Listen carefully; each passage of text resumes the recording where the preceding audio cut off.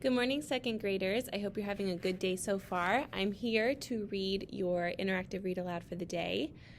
You can watch this before you meet with Mrs. Fields or after, but make sure you listen to it. It's always nice to listen to a story. The story that we're going to read today is one that you have talked a little bit about with Mrs. Redden. You have used it as a text for writing. So in writing, you've been working on narratives or small moment stories. The book that we're going to read is a small moment of a little boy and his dad going owling, and it's called Owl Moon. It's written by Jane Yolen. This was one of my favorite books when I was little. So here we go. Owl Moon. It was late one winter night, long past my bedtime, when Pa and I went owling. There was no wind. The trees stood still as giant statues, and the moon was so bright the sky seemed to shine. Somewhere behind us a train whistle blew, long and low, like a sad, sad song. I could hear it through the woolen cap Pa had pulled down over my ears. A farm dog answered the train, and then a second dog joined in. They sang out, trains and dogs, for a real long time. And when their voices faded away, it was as quiet as a dream. We walked on toward the woods, Pa and I. So this is a whole story about just that one night. Our feet crunched over the crisp snow, and little gray footprints followed us.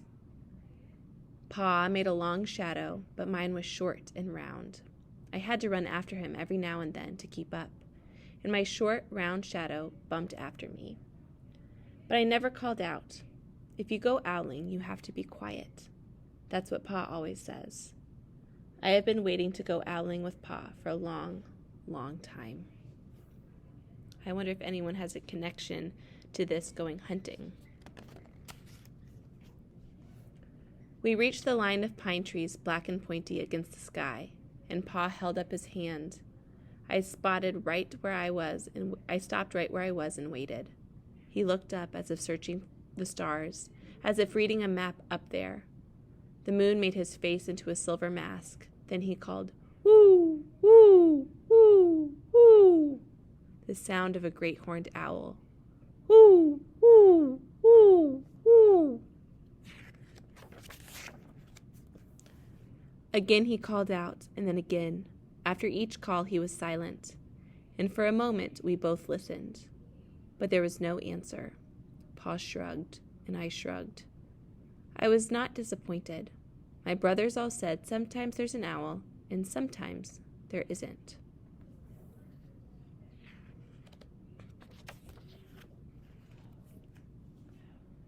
We walked on. I could feel the cold, as if someone's icy hand was palmed down on my back. And my nose and the tops of my cheeks felt cold and hot at the same time. But I never said a word. If you go owling, you have to be quiet and make your own heat. We went into the woods. The shadows were the blackest things I had ever seen. They stained the white snow. My mouth felt furry from the scarf over it, was wet and warm. I didn't ask what kinds of things hid behind black trees in the middle of the night. When you go owling, you have to be brave. What do you think hides behind the dark trees or the black trees? Then we came to a clearing in the dark woods. The moon was high above us. It seemed to fit exactly over the center of the clearing, and the snow below it was whiter than the milk in a cereal bowl. I can just picture that white milk in a cereal bowl. I sighed, and Pa held up his hands at the sound. I put my mittens over the scarf over my mouth and listened hard. And then Pa called, "Whoo, whoo, whoo, whoo, whoo, whoo." I listened and looked so hard. My ears hurt and my eyes got cloudy with the cold. Pa raised his face to call out again, but before he could open his mouth, an echo came threading its way through the trees. Woo, woo, woo. Pa almost smiled. Then he called back, "Whoo, whoo, whoo, whoo," just as if he and the owl were talking about supper or about the woods or the moon or the cold.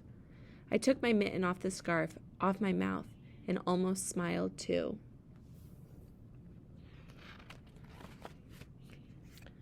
The owl's call came closer from high up in the trees on the edge of the meadow. Nothing in the meadow moved. All of a sudden, an owl shadow, part of the big tree shadow, lifted off and flew right over us. We watched silently, with the heat of our mouths, the heat of all those words we had not spoken. The shadow hooted again. Do you guys see the owl? Flying off the trees. Pa turned on his big flashlight and caught the owl just as it was landing on a branch.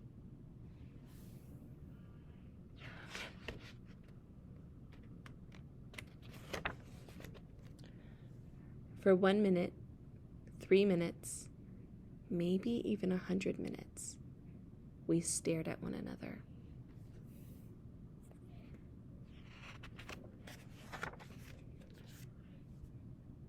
Then the owl pumped its great wings and lifted off the branch like a shadow without sound. It flew back into the forest. "Time to go home," Pa said to me. I knew then I could talk. I could even laugh out loud. But I was a shadow as we walked home.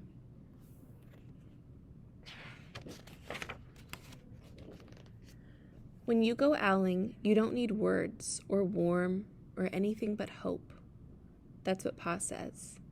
The kind of hope that flies on silent wings under a shining owl moon. The end. I love that book because it's such a great, powerful story about that little boy and his dad. And you know what? I just realized I don't think we ever know that it's actually a little boy. I've just always assumed that it's a little boy. Maybe it's a little girl and her dad.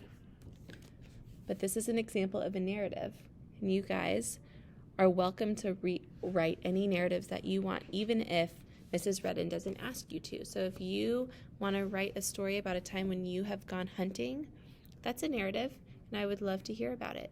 I hope you have a great day.